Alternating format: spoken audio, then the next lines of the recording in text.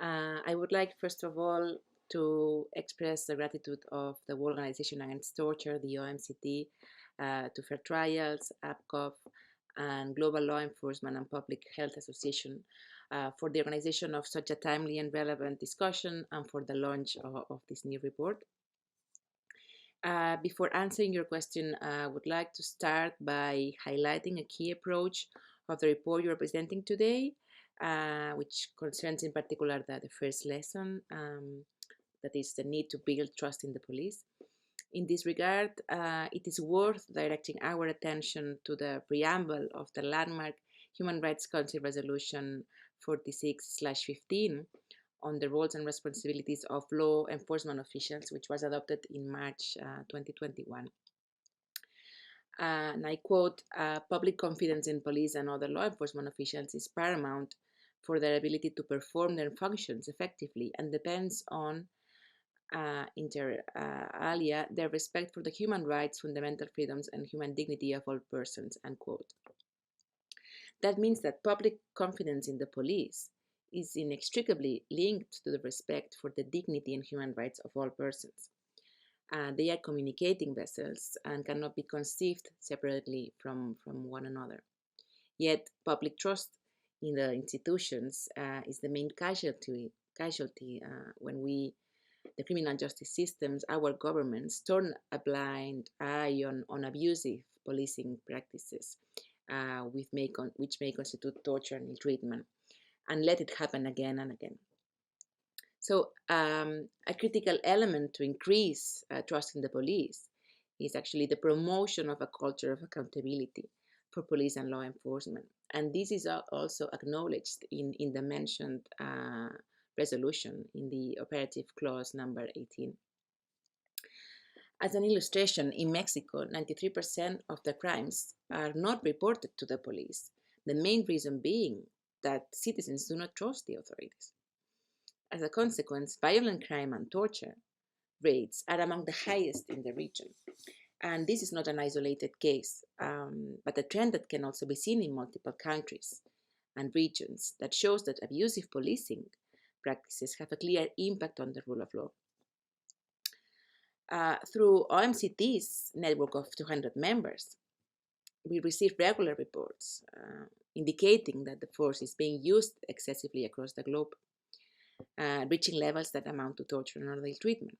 Examples can be found in all continents. And we see it not only in custodial settings, but also in the streets in bright daylight, with methods that can range from physical force, use of restraints, use of firearms and less lethal weapons. And we have seen that this trend has actually not decreased, but the contrary in the context of the policing of the sanitary emergency, which has provided the executive and law enforcement with increased powers. So against this backdrop, in April 2021, the OMCT published a report entitled Extracustodial Use of Force Amounting to Torture and Other Ill-Treatment, which is available in English, Spanish, and French.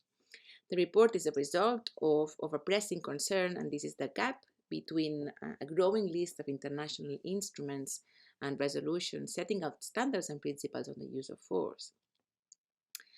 And to mention, for instance, also another instrument, an example is the UN Guidance on Less Lethal Weapons in Law Enforcement from 2020. So yeah, I was mentioning the gap between a growing list of instruments at the international level and the lack of effective protections of the citizens from arbitrary use of force in regular police operations or in the context of protests. So the report outlines the main legal and institutional challenges and areas where reforms are urgently needed, and on which international bodies can and should also provide clearer guidance and recommendations to states. Among the challenges identified, the report coincides with one of the conclusions in your report, which is a tendency to conceive the police as a social control tool instead of a service designed to protect the community and keep them safe, especially the most vulnerable. So, as mentioned also in the report you're presenting today, the most vulnerable, that is racial ethnic minorities or racialized, women, children, or those socially excluded or marginalized on various grounds, are the most exposed to police abuse, as we see on a regular basis. To counter this trend, we need profound reforms on the policing structures and practices, and we need the support of states and the international community to those reforms. A first major goal of police forces to be able to build this confidence or regain this confidence in this context of distrust should be to build a police service which is capable of attracting the support from the community as a whole. That means a police that broadly reflects the community, including and representing the different social groups. A second challenge is the lack of accessible and comprehensive legislation and protocols on the use of force, as recommended repeatedly, for instance, by the United Nations Committee Against Torture. This is an area with a great margin for improvement. Such laws should include mediation facilitation procedures when it comes to, for instance, facilitating the exercise of the right to peaceful assembly. And they should enshrine safeguards to make sure that the use of force is always in conformity with the principles of legality, necessity, proportionality, accountability, and non-discrimination, not only in paper, but also in practice. And a third challenge, and I'm already very close to closing my intervention, and here I turn to the importance of civil society organizations and external oversight bodies, is the obstacles we see to the work of civil society monitors, human rights defenders, and journalists covering assemblies and police interventions. In many parts of the world, civil society organizations are criminalized, targeted, during or due to their monitoring and documentation work. And there's laws being enacted to put obstacles and limit this vital monitoring work. So an important conclusion of the report is that civil society organizations have a key role in promoting accountable policing, and these roles should be preserved. Also, some national preventive mechanisms have started or have already for some time monitored the use of force in extracustodial settings, and we think this is a good practice to follow and to encourage. This is the case, for example, of the preventive human rights monitoring undertaken by the Austrian Ombudsman Board. And to wrap up, OMCT is convinced that conditions to create accountable criminal justice systems and law enforcement bodies will only exist if the three branches of power show a resolute commitment and joint efforts to implement a zero-tolerance policy to torture and ill treatment in all circumstances, and both in custodial settings but also in outside custodial settings. It is also equally key to establish independent oversight and investigative mechanisms which are not institutionally dependent on the law enforcement agency accused of committing the abuses. Thank you very much, and again, congratulations, and I hope we will be able to organize follow-up activities in the near future. Thank you.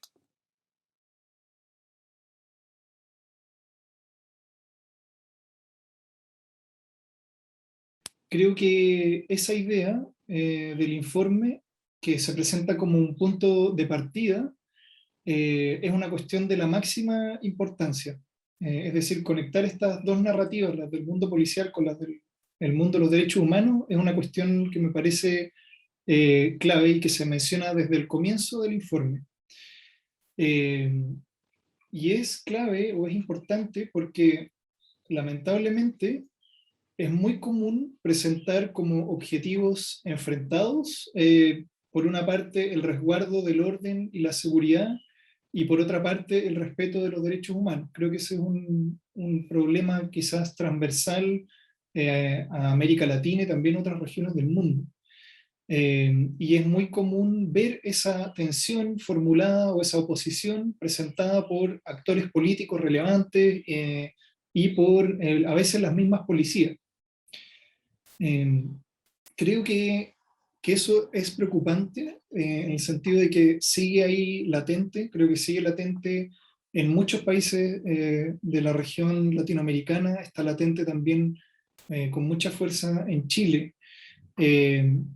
y es preocupante porque es una tensión o una posición que puede dar paso a una relativización de los derechos fundamentales de todas las personas. a un punto tal que incluso puede relativizar derechos muy importantes como la integridad física o incluso la vida.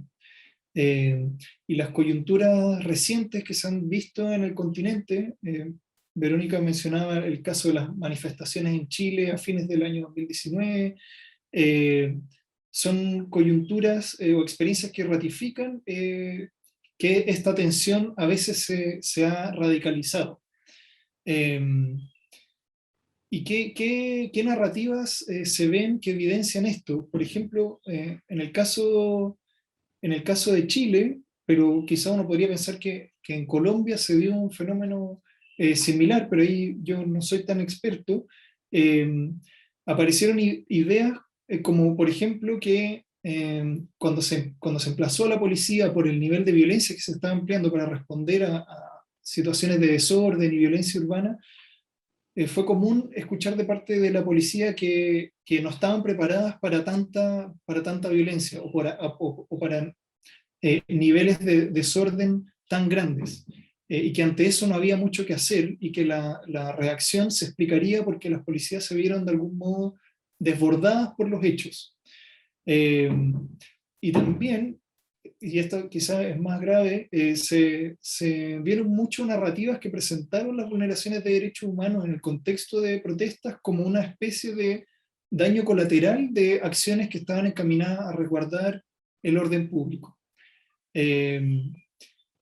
Por mencionar un ejemplo, volviendo al caso chileno, en medio de lo que se llamó estallido social, que fue una sucesión de hechos de violencia y protesta en las grandes ciudades chilenas, sobre todo en Santiago, que es la capital, y cuando ya se estaban produciendo hechos de pérdida de trauma ocular y graves afectaciones a la integridad física de muchos manifestantes, hubo un general encargado, un general de Carabineros de Chile, que es la principal policía chilena, que en un punto de prensa, para explicar por qué se estaba produciendo este problema, ocasionado por el uso de las escopetas antidisturbios, ocupó una analogía muy brutal. Y esa analogía fue decir que, y esto lo dijo a los canales de televisión, etcétera, que la sociedad chilena padecía de una especie de cáncer, y que ciertas armas menos letales funcionarían como funciona un tratamiento de quimioterapia, es decir, que matan tanto células buenas como malas. Y esa analogía fue una justificación desde la oficialidad, desde una autoridad de la policía, para explicarle a la sociedad por qué se estaban produciendo situaciones de trauma ocular al usar ciertas armas menos letales. Así de lejos puede llegar esta tensión entre el objetivo de mantener el orden público y el respeto a los derechos humanos. Pero esa tensión, y yo creo que eso es importante de este informe, es una tensión que no es correcta o que es aparente, una falsa tensión, uno podría decir. Entonces, me parece muy bien, como lo hace el informe, articular en un mismo sentido el lenguaje de la seguridad con el lenguaje de los derechos humanos. Estoy totalmente de acuerdo en que ambas tienen que presentarse como narrativas que son compatibles y no excluyentes, superando esta oposición que en realidad es artificial. Me parece que esa es una base sobre la cual se puede avanzar hacia concebir las policías, como decía Helena, como un servicio público que resguarda las condiciones de orden y seguridad que hacen posible el disfrute de los derechos fundamentales de todas las personas. Eso, por cierto, implica cambios significativos a nivel institucional y cultural, y ahí podríamos también hablar mucho, pero voy a dejar hasta acá mi respuesta para no alargarme.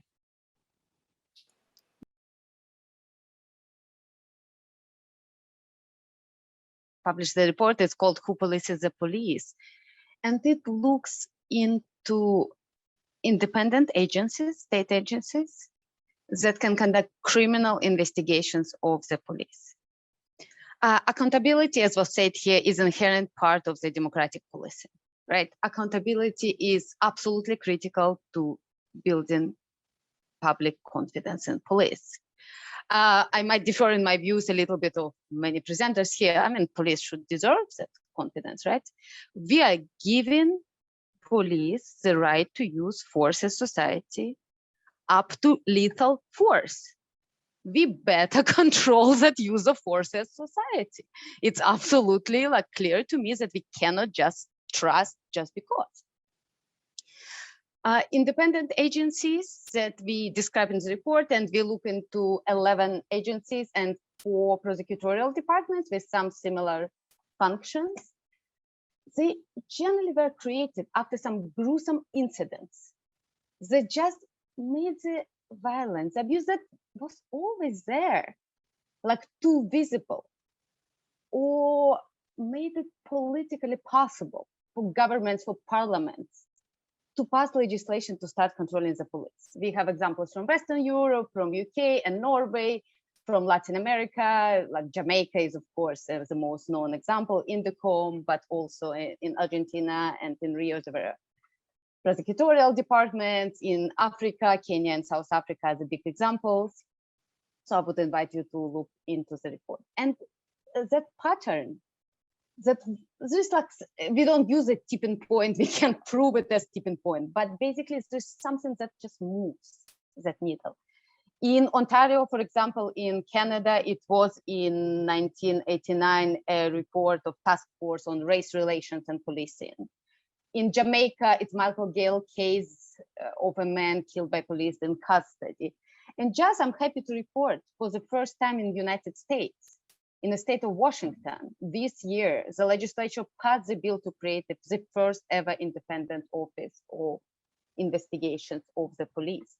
And that also was prompted by a death of a young Black man in hands of police officers in Washington state in Tacoma during an arrest that was in violations of regulations investigated by the same department. What we see during COVID, which we live now, it's also that it's kind of came closer home, right? Because restrictions are universal. That abuses, that violence that often was just hidden from somebody like who would say middle class citizen, right? Living our own life, we start seeing them. And technology changes, right? We see it, we always describe torture in the past as a crime that is hidden from public eye. Today, as Helena was speaking as well, like the citizens' videos, of course, many of them will not stand as evidence in criminal trial, but they're important. And as much as these agencies are created as part of basically, it's very much a political process. I again will come back to something that maybe we didn't discuss today, and I didn't see a lot in the report that is discussed today. But police is a huge political force. It's not on, it's like it should be a service. It's a force in many places. It's also a huge political actor. It's very hard to discuss United States because the levels of policing are so different. We have like municipal police. Just like I live in New York. And now one of the biggest controversies that we have is that police unions, who are among most powerful political actors in North America, it's not even rank and file police. It's not even police chiefs, it's the unions. They urge the members across all the states to resist some municipal or state vaccine mandates.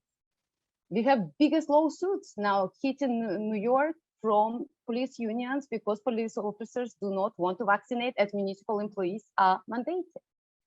And we've seen just, this, it's been ironic that we've seen this big protest of police and other like firefighters. There was a demonstration where the chant was, "We will not comply."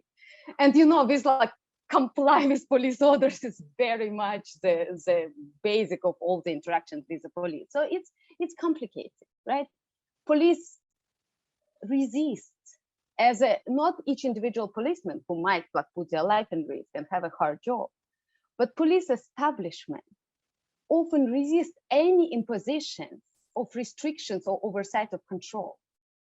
And I'll come back to, I don't know if I have a couple of minutes, to the need that if we are a society deciding that police should not police themselves for serious crimes, I do not argue that any violation should go to independent bodies. We argue that it should be serious crimes, because some of actions of the police are not just like violent policing, it's crimes, and they should be investigated as such.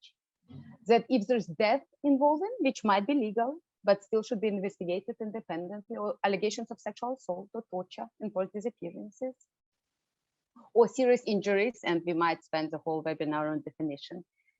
It's very important to have very clear legislation and give strong powers and guarantees of independence to this agency.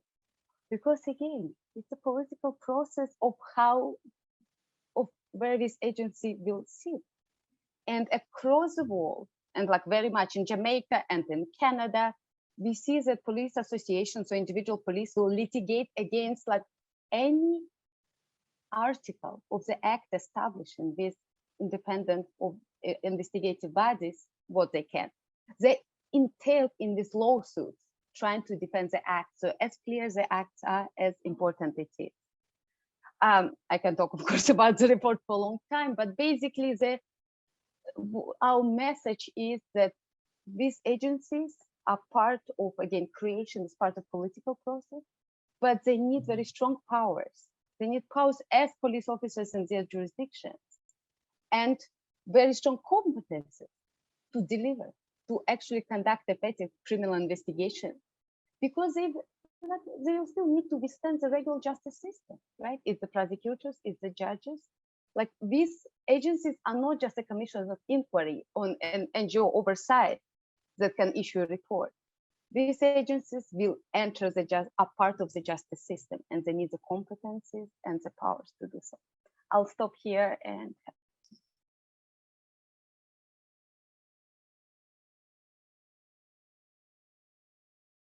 One of the important areas when we think about oversight, both when we're looking at oversight of the police and who holds the police to account, is that it is never a singular entity.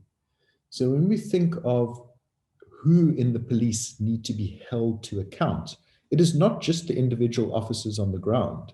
It is their supervisors who are there to manage their performance and to discipline them and to address errant behavior.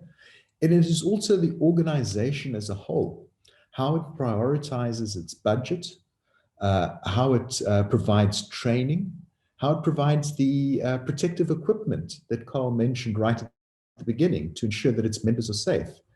And accountability is stretched across that organization. And if we look at it in that way, then the mechanisms to which the police need to account are also very varied. Yes, the internal discipline mechanisms, and as Marina was speaking, the independent oversight bodies that need to be established, but it is also the parliaments, it is also the clients of the police, the civil society, it is the judiciary, it is the police unions. Each of these have a very important role in police oversight. And each of these has been impacted in our experience around COVID-19 and the systems being put in place to manage the transition. So we've seen, just as there has been impact on police, so we've seen immediately the impact on the abilities of the oversight agencies to do their work. Those independent entities like IPID or IPOA in Kenya have been restricted in their movements as well. And for a long time, they weren't even declared essential services. So they weren't able to get out to the scenes of the crime. They won't be able to collect information. They won't be able to address the transgressions. Civil society has been subject to curfews. So their ability to observe the police, to register complaints, to engage with the regulations has been severely curtailed. Each of these, as we move forward, needs to be looked at, and we need to think through, how oversight will be facilitated and managed going forward, because it's not just a nice to have. We see, yes, it has incredible utility in promoting the legitimacy of the police. It is a fundamental principle when it comes to democratic policing. But I think what is also really important here is that there is a fundamental human rights obligation to accountability. And when we think of some of the examples that have been provided in this discussion, torture, the right to life, torture in non-custodial situations or settings. When we think of torture and when we think of the right to life, those are human rights which we cannot derogate from. It doesn't matter what the situation is. There's no state of emergency. There's no excuse that you can give. Those are fundamental, non-derogable human rights. And when we think about their protections, then oversight and accountability is a key component of what it means to prevent torture and what it means to deal with impunity, which is one of the subjects that came out of the OSJI report. And if you see it in that light, it is up to the states to ensure that those systems of accountability, those places where you can go register complaints, the access of investigators into those sites of where alleged torture or violations have occurred, that those facilities are available and that they continue to function. Because if they're not there, you are derogating from the rights that you need to uphold in those situations. So I think, you know, we've learned some very hard lessons in this process. We've always known that accountability is a difficult business. We've always known that it's expensive, it's complex, and often it's not given the attention it needs to be given by the state. What I think was surprising was its vulnerability under the ways in which COVID-19 were managed. And I think that's, in hindsight, not surprising, because the way in which governments have managed COVID-19 is through emergency law, it is through repurposing states of emergency, it has been adopting a securitized approach, it has been regulating, etc., etc. And each of these come with an impact on the ability to observe and to be held to account and to provide information and to engage with the systems. And there's been like extensive pushback on all of those. So I think, you know, going forward, it is an area that certainly everyone in the human rights community and civil society and the oversight community need to take note of, and we need to think very carefully through how we go forward on this basis. And the last point I want to make is that it's also important to see oversight not just as a reactive facility or a reactive process. There is a very important proactive component to oversight. It's about understanding what the rules and regulations are, setting those rules and regulations and laws to enable the police that we want. And so when we look at policing, we look at policing preparedness to public health crises. We need to think through how we get those policies and those regulations and those laws fit for purpose in a democracy going forward. And again, I think the oversight community has a lot of information at its disposal in terms of the kind of complaints that were received, the levels of those complaints, the behavior, the detail in the cases that have been reported that will give us insight into where the weaknesses are around policy and legislation.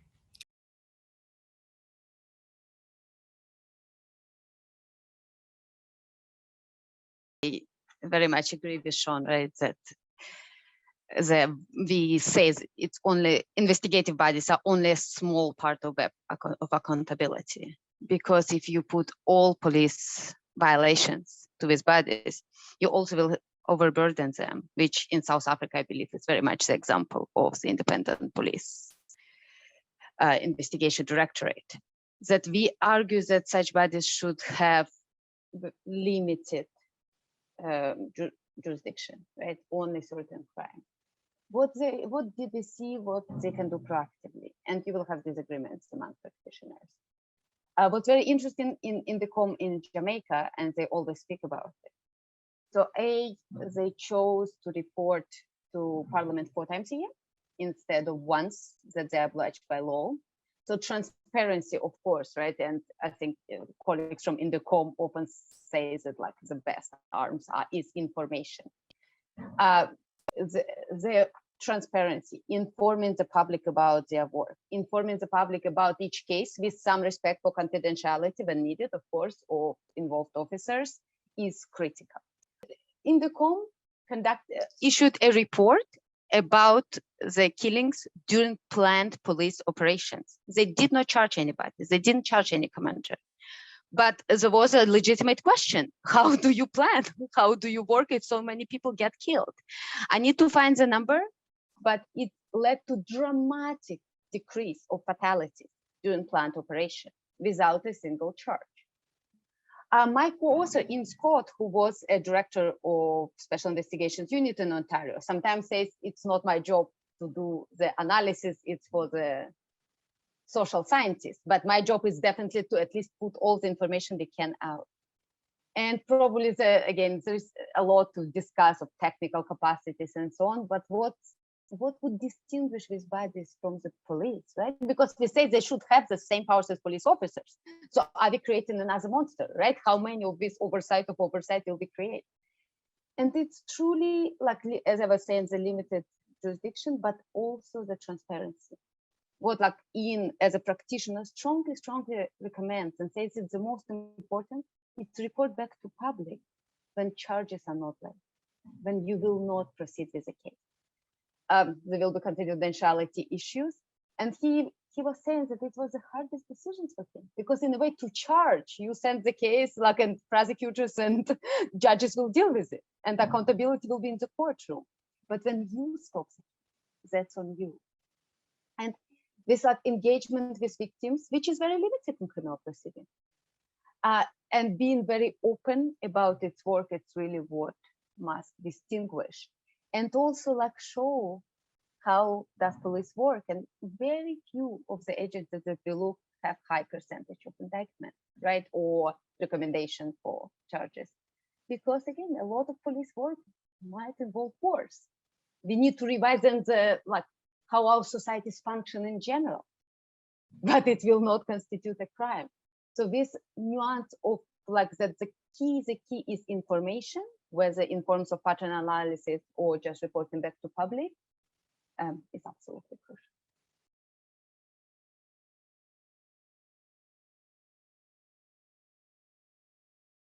Creo que, como ocurre con todas las policías del mundo, el desafío de avanzar hacia mejores niveles de supervisión y rendición de cuentas es enorme. Y es enorme por algo que también que aparece en el informe y que se ha ido comentando acá, porque a la policía se le entrega un poder que es muy amplio, muy grande, difícil de acotar, difícil de definir, que tiene contornos abiertos, y la actuación de la policía en la pandemia ha confirmado eso, ¿no?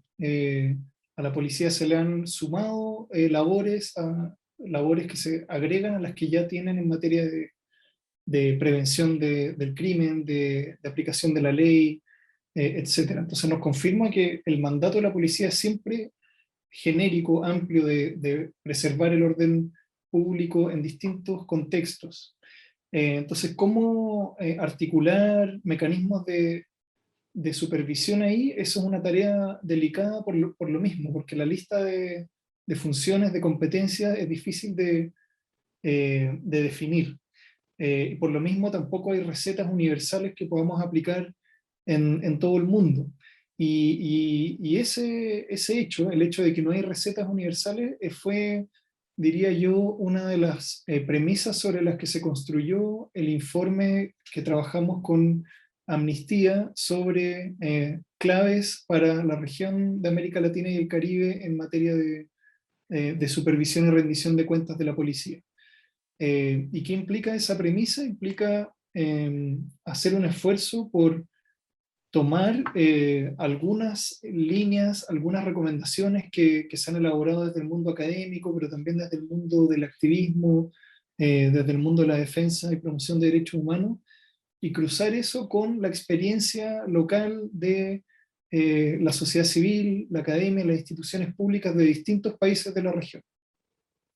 Entonces ahí hay algo que es valioso de ese informe es que hay una toma de posición sobre el método que se debe seguir para poder arribar a lineamientos de supervisión y de rendición de cuentas. Y ese método es poner mucha atención al contexto local, poner mucha atención a las necesidades de cada uno de los países, escuchar las experiencias exitosas de algunos países, pero tratar de al mismo tiempo hacerse la pregunta si acaso esa receta, ese mecanismo exitoso podría trasladarse a otro contexto.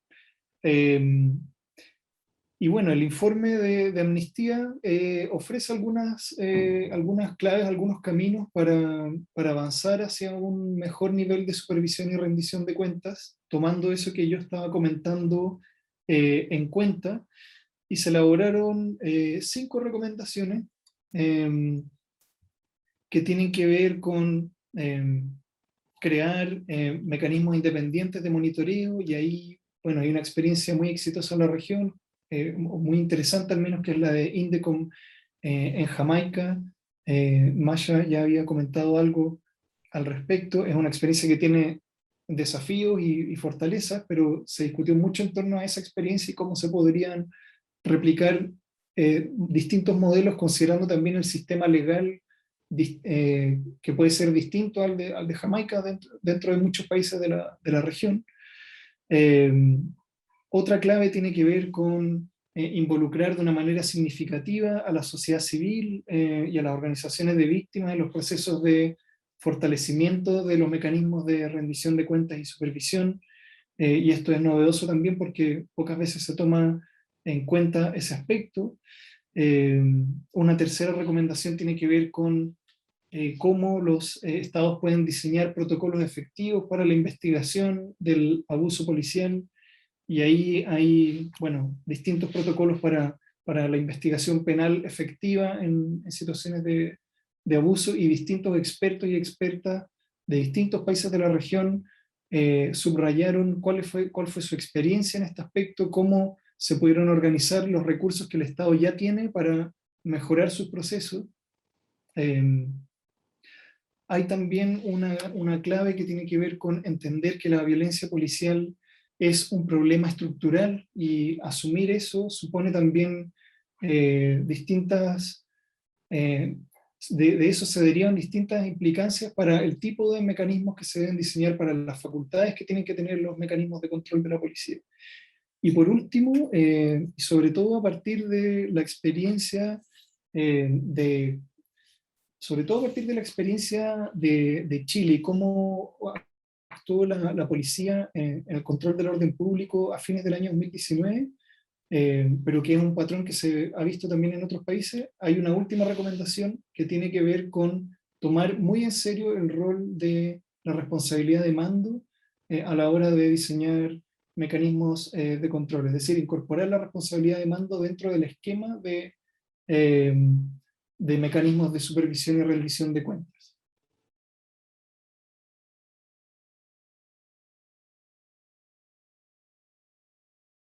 So there are 2 things worth reflecting on, and it's going to be captured in a study much like the one that we've done on rights-based policing, that is going to be looking at accountability during this experience of the C-19 lockdowns. And there are 2 areas worth reflecting on related back to accountability. One is the extent to which parliaments were undermined and failed to rise to the occasion when it came to holding the police and the executive to account. I think, you know, we've seen many instances of parliaments failing to meet, failing to engage, still not engaging with emergency legislation, still seeing components of emergency and disaster legislation that are no longer necessary or proportional, and not rolling back on those. And certainly, if we look at the inputs made earlier on in the webinar around the absence of appropriate policing policy to respond to these type of public health crises, still not being available, the role of parliaments, the role of those committees to one, insist that the police develop them, or to start putting those policies on the table is critical. And that policy, in addition to what we've seen in terms of the transgressions around excessive use of force and limitations of protest, also speak to areas inside and outside of the police. We're looking at the protection of police officers and their own trauma and their own ability to respond effectively to these new demands on them. But we're also looking at the availability of essential police services. And we've seen across the world this exponential rise in gender-based violence. And linked to that, we've seen police stations closed, we've seen shelters not available anymore, we've seen interdicts not being issued, all of that contributing to these issues. And we need to say, well, what are we going to be doing in future? We can't let a situation like this happen. And this is where our policymakers and our legislatures really need to step up. And they have been very much absent in this process. On the other side of the equation, one of the examples of good oversight has come from our courts. And I think, particularly on the continent, we've seen some really progressive decisions coming out of our courts in South Africa and in Kenya, where independent oversight bodies were not granted essential service status, the courts overturning that, the courts holding government to account in terms of kind of issues around necessity and proportionality. In South Africa, in issuing judgments against the use of the military and the absence of use of force policies within the military and being able to respond to that. I think we need to start shoring up on some of those roles that the courts play. And yeah, the last point I want to make is just to circle back to some of the work that Fair Trials is doing around things like remote hearings and remote interviews. Because, as we've seen how important it is to get the courts into police cells, into police stations, to be able to observe and to be able to hold those officers to account. We're also seeing pushback and saying, well, we can do it remotely. Well, we can do it in this way. Yes, we can, but we need the technology. We need appropriate procedures. We need the connectivity. We need to ensure that all of those other rights associated with something like that, like the right to privacy and proper due process, etc., are observed.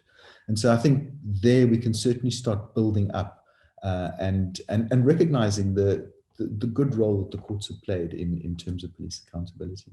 Thanks. Para terminar, quería aportar con una reflexión muy general, que es algo que me pareció interesante del informe que estamos comentando, y que es un tema sobre el cual que han tratado varias de las contribuciones que hemos publicado en nuestra plataforma también, Policía y Democracia. Y es que la pandemia, de algún modo, y el rol que la policía ha tenido durante la pandemia, nos recuerda la naturaleza profundamente política que tiene esta idea de el orden público o el orden que se le encarga a la policía resguardar.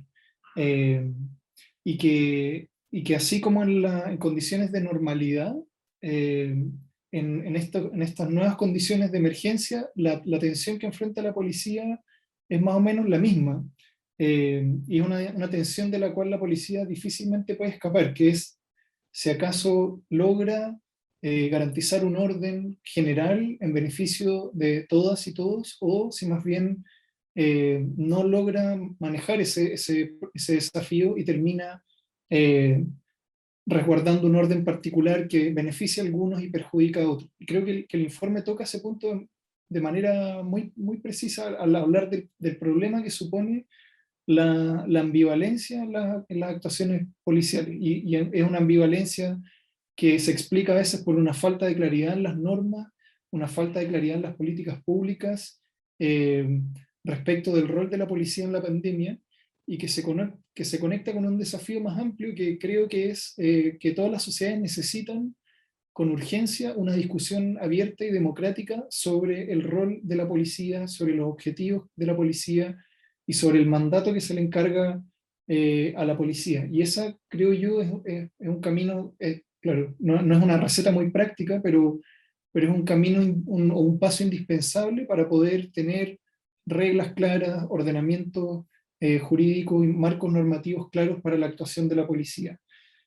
Cuando eso no ocurre, cuando esa conversación está ausente, en la pandemia uno podría decir que quizás no hubo tiempo para tener esa conversación, pero ahora sí estamos reflexionando sobre la marcha. Cuando esa conversación no la tenemos, creo que se da pie para la ambivalencia en las intervenciones policiales, para el ejercicio discriminatorio de la función policial. Y eso creo que es muy problemático, y en la pandemia eso lo volvimos a ver con mucha fuerza, que cuando la policía actúa de manera ambivalente, eso tiene una implicancia muy fuerte para la integración democrática. Más bien tiene una implicancia muy fuerte, que es que termina fracturando y desintegrando a la sociedad, cuando hace cumplir la ley en algunos casos y en otros no. En Chile hubo muchos ejemplos de eso. Chile, como quizás algunos saben, tuvo confinamiento y cuarentenas muy largas durante mucho tiempo, y la policía era la encargada de hacer cumplir esa disposición de la autoridad sanitaria.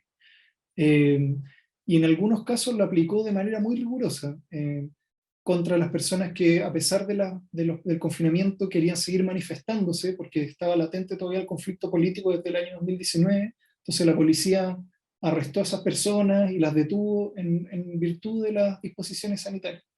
Pero incluso fue más lejos en algunos casos. Por ejemplo, hubo situaciones en las cuales la policía arrestó a personas que estaban organizando comedores populares o ollas comunes, instancias donde en barrios marginados se cocinaba para poder proveer de alimentación a personas que no estaban recibiendo alimentación, que habían perdido su trabajo. La policía a veces fue a detener a esas personas, y al mismo tiempo, o sea, 1 o 2 meses después, hubo, por ejemplo, un paro de conductores de camiones, que son un poder económico importante en Chile, que cortaron las carreteras chilenas por completo, afectaron el suministro de bienes básicos, y la policía no intervino. Y eso obviamente generó mucha indignación, generó un cuestionamiento fuerte a la autoridad política sobre las órdenes que le está dando a la policía, y creo que en esas contradicciones al final se juega cómo se relaciona la ciudadanía con el Estado, porque la policía es para muchas personas la única cara visible del Estado, o la cara más visible del Estado. Y creo que es importante volver a insistir en eso. Creo que la pandemia nos volvió a recordar eso, y creo que este informe toca bien ese punto y llama a una reflexión seria en ese aspecto. I think in general, just this global pandemic, right, just exposed again what we always knew, that overcriminalization and over-incarceration and too much use of police. And as the report that we are discussing today mentions, the crisis is not the time to truly deeply reform the institutions or build the new relationships. They need to be done in a more regular, I'll use the word, times. But it's a nudge, it's an indication of the need to do so, and we must not lose the momentum, right? Its time might be now to start thinking about the long-term lessons that we've learned from it in different societies. I don't think we can close it. It wasn't the topic of the report, it wasn't covered, but we can close without mentioning what Pascual also started to speak about. It's also the time to discuss the role of police in our societies. And of course, in the United States where I live, it's a big discussion, this defund the police movement. Can we find better ways to fund public safety without putting everything on the police? How to reduce the footprint of law enforcement in our lives. I was struck in the report a little bit by this argument that compliance with COVID restrictions depends on trust in authorities and police. I understand that, but you know, it's about trust in science, right? As well. Like when I just as a regular citizen getting out on the street, I put the mask on not because of police or authorities, because that's the information I'm getting and I'm trusting. And in today's multipolar world, these are social medias everybody speaks about, really driving where we get the information. It's really, we cannot just enforce everything. We cannot just rely on governments to pass the on. I actually found it very interesting that Gallup in the United States did for the first time in 40 years a survey on trust in science. It's about 64%. and very much divided along partisan lines. So like, I think it's a difficult topic that the report is discussing in all of us. And it's much broader than any of us are able to cover in small reports. But I thank everybody for the discussion.